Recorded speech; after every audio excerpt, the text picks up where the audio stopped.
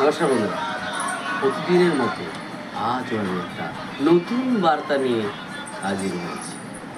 আপনি বিশ্বাস করুন আর নাই করুন, আপনি বুঝুন আর নাই বুঝুন, আকর্ষণ নিয়মে সব সময় কাজ করে চলেছে।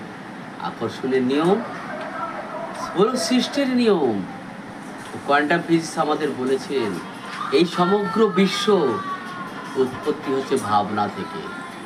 আপনার জীবনের ভাবনা আকর্ষণ নীতির মাধ্যমে গড়েছে।